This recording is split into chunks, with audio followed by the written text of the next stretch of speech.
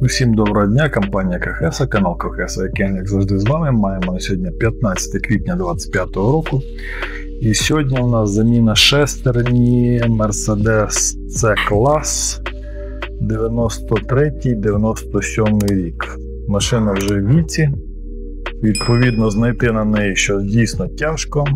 Ну і так виглядає, як зазвичай виглядають двірники. Це шестерня електродвигуна переднього двірника цієї машини.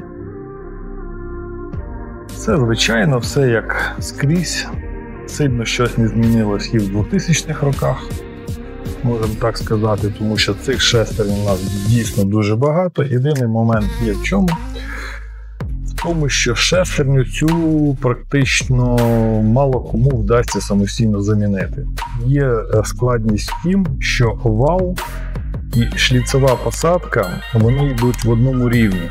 Тобто насадити і запресувати цю шестерню сюди неможливо. Тобто, тому що вона піде спочатку через товщину вала, а потім вийде на таку саму товщину шліців.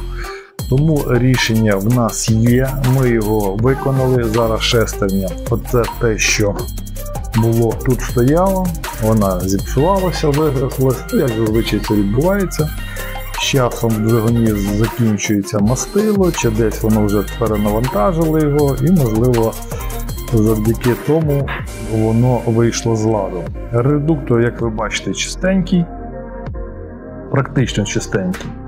Тому що ми зазвичай радимо брати, розбирати, відкручувати сам електродвигун, щоб цей хробачок достати повноцінно звідти. Чому? Тому що на ньому, як ви зараз бачите, начебто все скрізь нормально, а на ньому мастило старе залишилось.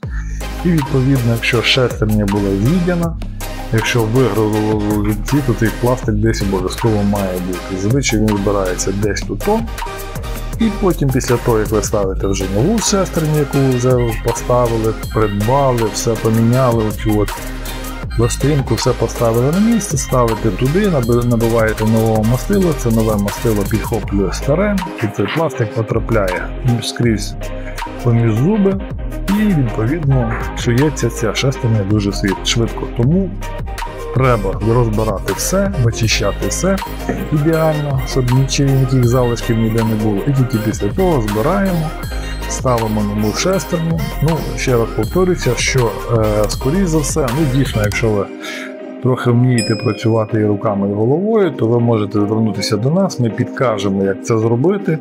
І, можливо, ви зробите це самостійно. Зазвичай вал надсилається нам, тут же не треба буде редуктора самого, як в випадку, коли ми виготовляємо з нуля шестерню, тому що ми все перевіряємо, передивляємося, іноді навіть додаємо декілька десяток, тому що є такі вироби, що дійсно заводські, скажімо, недопрацювання, і ми вже закриваємо ці питання якісно і повноцінно. Тому шестерня вже замінена, сюди треба спочатку вичистити оцей хробачок, дочистити його, потім набиваємо новим мастилом. Не забуваємо, що обов'язково має бути знизу така шайба-пружинка, вона така хвиляста. Якщо ви вже це розбирали, знаєте, вона хвиляста, вона підпружинює саму шестерню, підкидає її для того, щоб контактна група була так нормальна, якісне торкання буде. І тоді, коли вона її підкидує, відповідно, все працює так, як треба. Тому ми набивати мастила не будемо, тому що редуктор ще не готовий. Просто поставимо людині це на місце.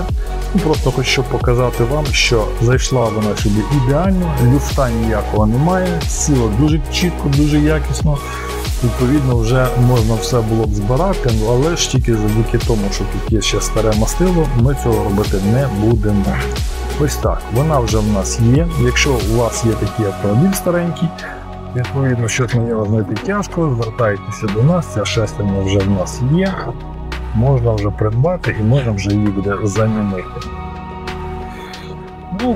Ось так, таке відео було, тому якщо цікаво вже, звертайтеся, наприкінці відео будуть номера телефонів, буде сайт, на якому ми виставляємо всю нашу продукцію. Якщо чогось в нас ще немає, як в цьому випадку, можете надсилати до нас, ми обов'язково це зробимо. Ми компанія, яка займаємось понад 10 років вже виробами з пластику, направлення побутова техніка, автомобілі, дитячі іграшки, медичне обладнання, багато всього різного. Тому ось так, якщо цікавий контент, в якому ми розповідаємо про всі наші новинки, будь ласка, підписуйтесь. Якщо цікаве відео, будемо вдячні за вподобайку. На тому будьте здорові, до нових зустрічей, слава Україні, слава ЗСУ!